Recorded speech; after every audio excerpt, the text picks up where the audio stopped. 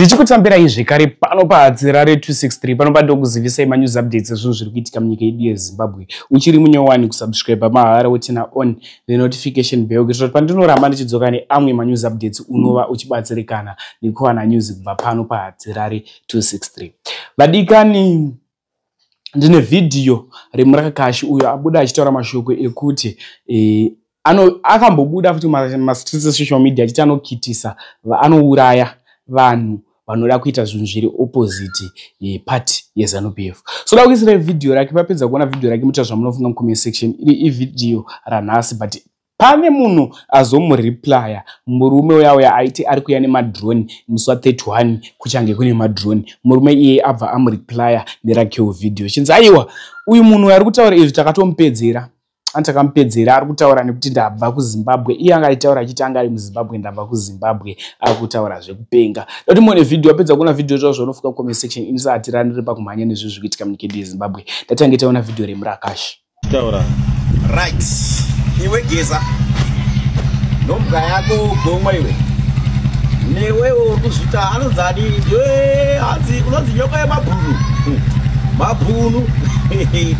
Nasi ndabuda ndese nyasondoona kana uchimboona maybe ndisina kunyatsobuda ndese. Chitarisa iwe drone makomanda muno utsvaga. Usanetseke. Ndini ndakisira video rangu ndinyatsoona. Ndiri kuti ini ndiri gavara ED. Warakashi for ED. Andichinje ndiri kuti geza. Udza vanhu vari kukutuma kuti vanokukuwadzisa. Hatina reverse jiri newe geza. Hatina reverse newe anonzi nyoka yemabhunu. Handina reverse newe runonzi gomwe. Kasukuwere wanzwa. Garai kuSouth Africa. Musanyepere mhuri yeZimbabwe kuti munoita impeachment. Musada kukuwadzisa vana vemuZimbabwe. Muchinyepa imimi kana muri magafa makatumwa kudemonstration. Why musina kuuya kuita demonstration? Kana mama kanyanya. Why muri matsotsimi muchida kukuwadzisa vana vemuZimbabwe? Monyepera muri yeZimbabwe kuti muno masoja anokusapota imi. Masoja anosapota imi muri president here. Ndakataura nditi masoja ndeya Emerson, mapurisa ndeya Emerson. Ndakakudza kuti makaona komanda wemasoja achinzi apanukira Mnangagwa tinokupai nyika kuti tongai, but hakuna zvakafanana neizvozvo izvo.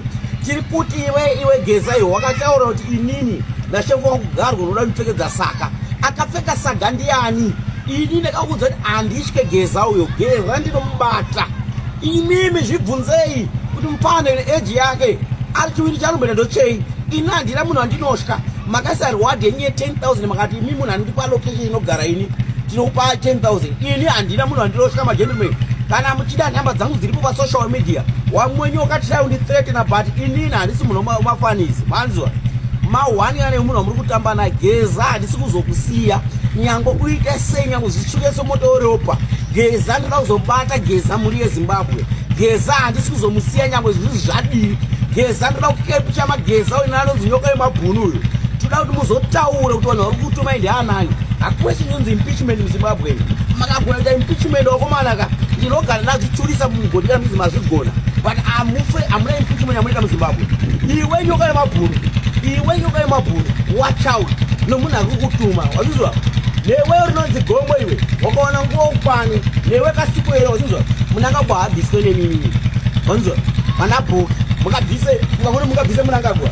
Wana kutu makamira sanani muri kunabvisa ichi. Hamuna zvamunoita Mnangagwa. Ndadeclare for today mazuva ndikuudza hamugone kubvisa ED. Hamuna impeachment yamunoita muZimbabwe. Musade kukwadzisa vanhu muZimbabwe. Mazvizwa? Munokwadzisa vanhu muZimbabwe. Kana muchigona weka imuye pamberi meita demonstration. Demonstration makundikana handizvo. Makuita zvinhu zvakasiyana. Ndandiri kupindura according nawe impeachment yamuritaura. Haugoneka impeachment shamwari. Ndati gavara ED ndiri T. Ini ndiri T. Hamuna zvamunoita Mnangagwa. Ndakubhejerai nhasi. Nyoka yemabhunu ndiri kubuda.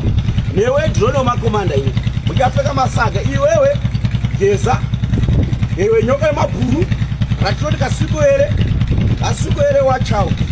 Pfurirana izvi zvinoshanda. Kana makundikana kugara munyika ndati kana uri muzano chengetedzeka mupati medu. Takakubata uchituma munhu kuti ange ndaiti unouyisa Mnangagwa muchituma geza. Takakubata ndokudzinga muZANU-PF.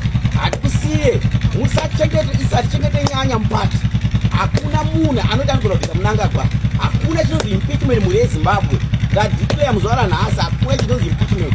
Tati wakatadza kugara mupati uchida kurwisana Mnangagwa. Iwewe tichikuchengeta mupati wobva vanozoda kudzinga da kubvisa Mnangagwa neimpeachment. Tati Geza ndibhuki ngatibate Geza. Katabata Geza chatudza munhu ari kuchituma, ari kutuma iye. Kana atuma iye Geza achatitsanangura. But akadza kubata Geza ichiona mutombo chouyu ndiye ari kutuma Geza. Aiwa vanhu ngavadzimba vakomana atichengete nyanya muZANU-PF.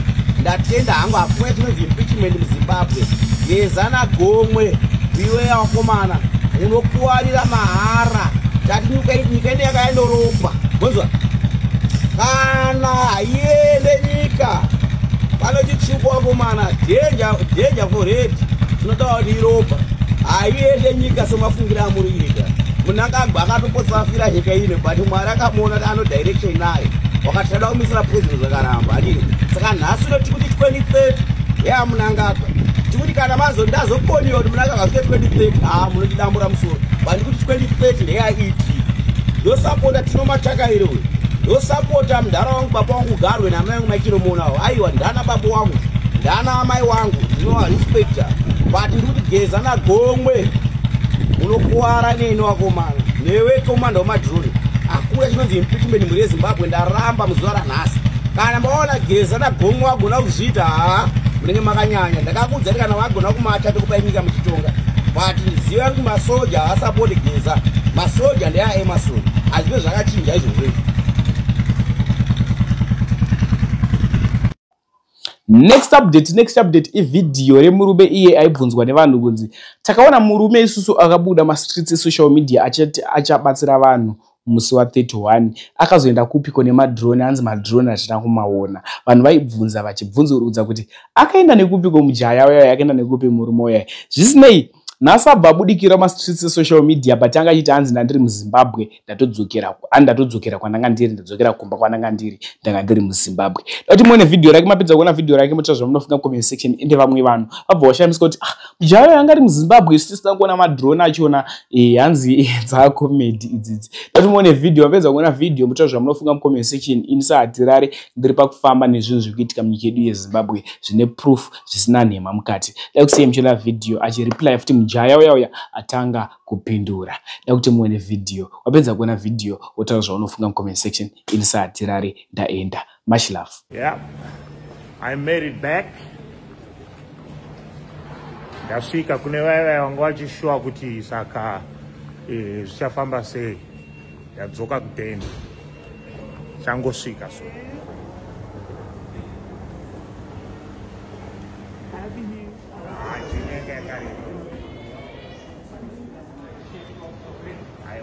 Ndakanodzila navo kunyanya uya penga too much. Anonzani uyo kuti ada kuuraya vanhu. Iye kuda kuuraya vanhu uya hamene kuti nyaya dzaari kutaura kudziwana. You see, indatodzoka kuteni. Ndikuti ndadzoka manje munhu ari kutaura kuti ada kundiuraya. Ini ndatokuno.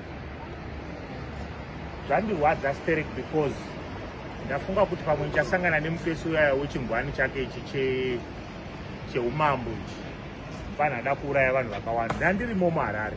I was there. I was actually in Harare the whole time and I don't understand why someone says I don't do that in that no. Ndakatombomirirawo kana nini futi. You see, no more life yangu.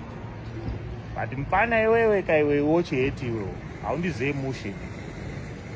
Fana kuenda kunotora bag kuseri uko kunotorwa mapassport. Kona ichi chikwapuro Jaguar. This is nice. Look at that. Oh, jiggly. Oh no, look at that. Okay. Jiggly.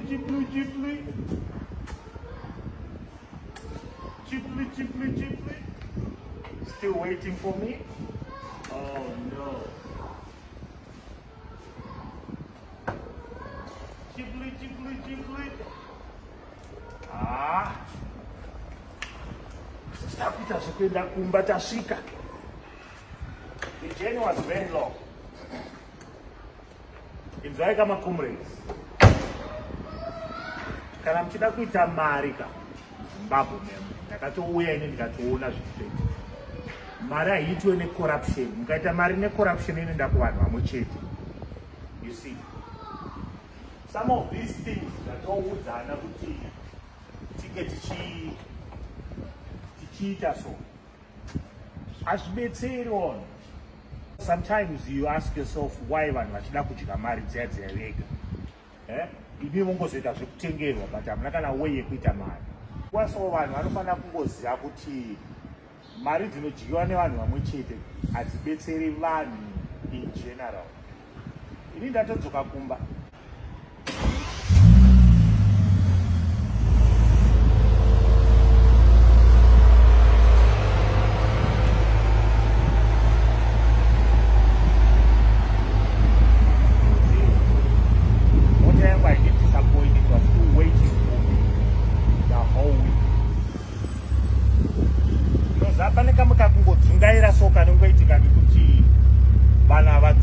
Kana uchivaudza kuti kune upenyu huri nani vanti kunetsana newe iwo wotafanika